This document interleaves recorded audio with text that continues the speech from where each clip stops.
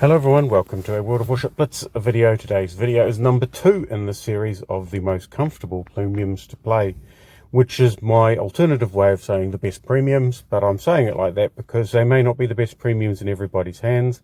And here's number 2, potentially to prove it, because we've just come past the Belfast at number 3, and at number 2 we have the Tier 6 British premium battleship, the Warspite. And the Warspite is at number 2 because it is just really comfortable to play. And by that, I don't just mean it gets good results. It's actually, well, it's sort of a nice, easy play as well. It's not too fast. It's reasonably maneuverable without being too maneuverable. Its guns have good long range with quite reasonable dispersion. So this ship here is actually comfortable to play. So if you're looking to relax and just blow stuff up and you don't want to get too manic with it, then definitely the Warspite is the place to come. So what are some of the features of the Warspite? Well, one of the big features of the Warspite is that it can contain the legendary commander, David Beatty, who's getting an awful lot of work. I think I have 500,000 commander XP on him approaching, so he's had an awful lot of work in my ship. So, you know, that's which means that I'm not sure what I can do with that. I think I can use it to reset his stats and reassign him to other ships. But seeing as he spends most of his time on premiums, his full-time job is on the Monarch, and maybe I'll promote him onto something else like the Daring, or if I get the Minotaur. But I'm enjoying having him on the Monarch. Not that it's necessary so much as I get more used to the ship, but the Warspite obviously benefits from him now. He's not an exact match for the Warspite because I have him set up with IFHE, and the Warspite is one of those British ships that has really good AP. So although its HE is good and workable, it's not the, you know, it's not HE heavy, it's AP heavy. Here we are, taking a torpedo on the bow. And those guns are big. Those guns for a tier 6 I think are fairly large, and they pack a punch. So you know, so you do get rewarded with quite a lot of nice punch through into the heart of other ships. Get a lot of modules damaged. So these are fantastic guns. Now you do get rapid reload, and the rapid reload, well, you get it with the tech tree like the Monarch and things like that. But the rapid reload in the Warspite is, well, I try to remember to use it, and it has a couple of commonly good, well, couple of common uses that are quite useful, or couple of, however you want to say that. So I use it too.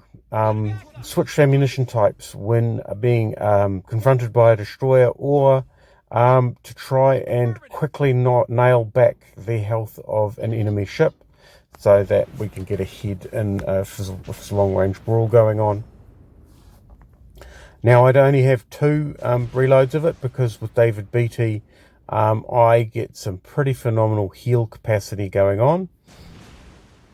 Now, here I am getting targeted a little bit, but this La Glossonier is, well, he's pretty low health, so if I can get him, oh, he's turning away, so that's not going to do the business, because I think only a couple of those shells would have been all that would have been required to have nailed that guy.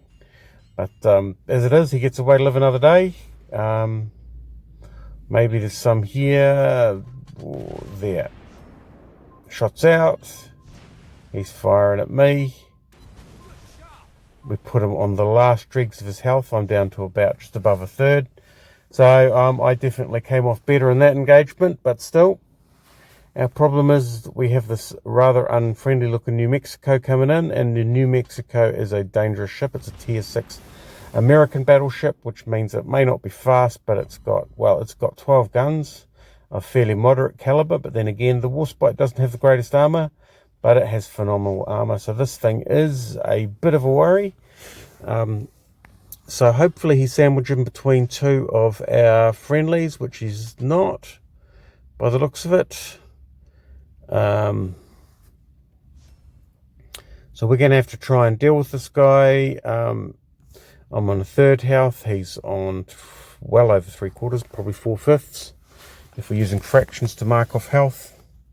Yeah, so in this sort of situation, keep the distance open, make sure that the full broadside isn't showing, although to be fair, yep, look where the enemy fires, and if they're firing in the wrong direction, take advantage of it. So we're about to get a heel back, and you'll see what the impact of David Beatty has on this ship when I remember to deploy it. There we go. So it's a reasonable chunk of health back. And this guy's taken a couple of salvos before he's actually sandwiched on the other side. So in that respect, he's probably an ideal candidate for being taken down. Our Congo's looking, he's targeting our Congo because our Congo's got pretty soft armor. 7 hits, but no citadels. We're just knocking them back bit by bit. And as you can see, it's got great, these guns have fairly good dispersion, so you are landing a good lot of shots on these bad guys. In goes the Congo for just a whole lot of normal hits. I think I'm being approached by this this Glissonier, so I'm going to have to do something about that. He's fired torpedoes at me, but because I'm end on to him, his spread isn't good enough. I think that should do the trick. Let's get the guns swung around. There we go. Someone else took down the New Mexico, but that doesn't matter. Here comes the Glissonier. He's sending his torpedoes our way. He's been quite lucky there because he's hit me with one of them. And it's our turn to wallop him. He's slowing down, so that means it's time for shots out. Whole lot on the tail. So we're sort of pegging each other. Now he's got quite a good fire chance. I have one extinguisher left, no heals. So if I get if he gets his fires right, I'm in trouble. But for me, 7 seconds left. 2 land, 1 punches through the rear turret for a citadel, and yeah, so there you go. A nice relaxing sort of a game, but a bit of effort near the end. But yeah, the Warspite is just really a fun ship for me to play, and it does really well. I mean, I had a 40% win rate, I think, when I first got it. Didn't know how to use it, and have since learned to just hang back a little bit, use the use that range to your advantage.